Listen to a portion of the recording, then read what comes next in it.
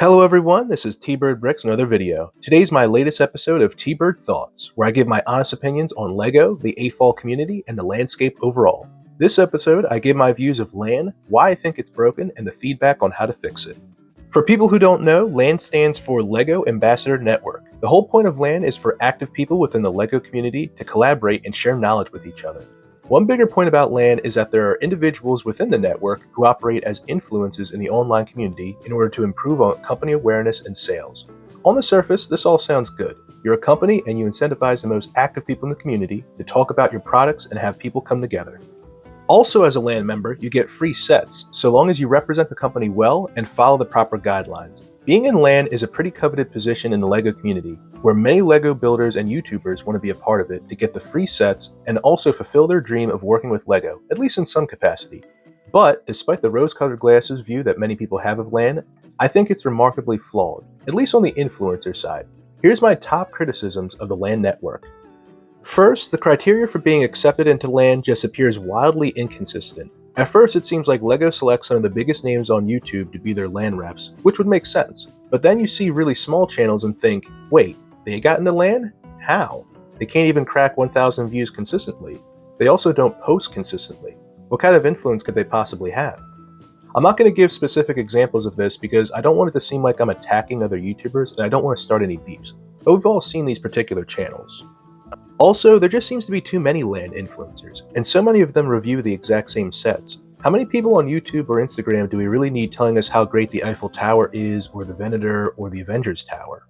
I pointed this out in previous videos, but LEGO seems to be oversaturating not only their product, but their presence on the internet landscape. I think this runs the risk of just becoming white noise that turns consumers off. Speaking of that, my next criticism is of the reviews themselves. I don't know about you, but a lot of these LAN reviews just seem inauthentic to me. Look, I get it. It's not impossible to love so many of the LEGO sets that come out. There's a lot of good ones. But does anyone actually believe all these YouTubers who get all these free sets are 100% honest with their reviews? Channel after channel, there's just a sea of glowing reviews saying, "This is the best, you should buy it now, day one purchase."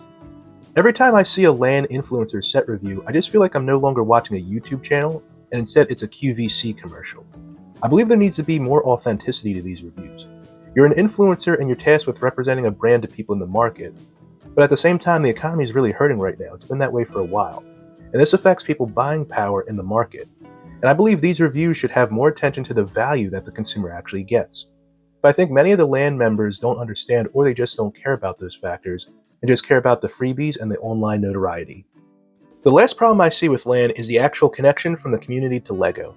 LAN ambassadors are able to communicate thoughts and feelings of the AFOL and LEGO community to LEGO through a series of feedback updates. But when I see LEGO's current offerings, I don't know how effective that supposed lifeline has been. Prices for sets keep going up, and more sets above $200 are coming out. I've heard customers and fellow AFOLs complain about these issues constantly, yet don't see any kind of reprieve in sight. And that's not to say LEGO can't raise their prices, and I also don't lay this solely on the feet of LAN influencers. But you would think LEGO would listen to their customers in the form of maybe a focus group on tier pricing system for set lines. This is a solution I discussed in my LEGO pricing problem video a while back. It makes me wonder what's truly being communicated back and forth from LAN members to LEGO, and even more so, what is LEGO actually listening to when a LAN member speaks? I think LAN can be salvaged, but with the following adjustments. First, I think LEGO simply needs to downsize the number of influencers they have in their program. I see so many redundancies in the style of influencers, as well as the same sets being reviewed over and over again. I think LEGO needs to look at how many customers are clicking products links through the influencer and getting to their site as a result of that influencer. If their click-through rates don't meet a certain threshold, I would recommend removing their LAN status. This keeps around your top influencers and reduces redundancies and oversaturation. Second, I think the guidelines for the reviews need to be looked at. I'm willing to give some influencers the benefit of the doubt and believe their reviews might be less than honest because they're concerned about upsetting LEGO if they give an honest review. Who knows? I'm not a mind reader, but I think the review guidelines can be improved to a point where the influencer can provide a good faith review while at the same time be allowed to speak freely, openly, and in their own style. I recall hearing from YouTubers complaining that they either feel or felt restricted while being a LAN influencer. So the guidelines should be reviewed in a way that benefits both parties better, which in turn provides more authentic reviews. Lastly, I'm genuinely curious how effective LEGO is at listening to what LAN influencers are telling them through the feedback. If LEGO truly wants to get community feedback, listening to that feedback is a must. I would really urge LEGO to really look at what the community is talking about and better understand their complaints for an ultimately better product. So that's my take on LAN, flaws of the program, and how to fix it. Let me know what you guys think of this video. How do you feel about where LAN is going? Do you agree or disagree with anything I've said? Be sure to let me know why, but in a respectful manner. Be sure to like and subscribe, and have a wonderful day.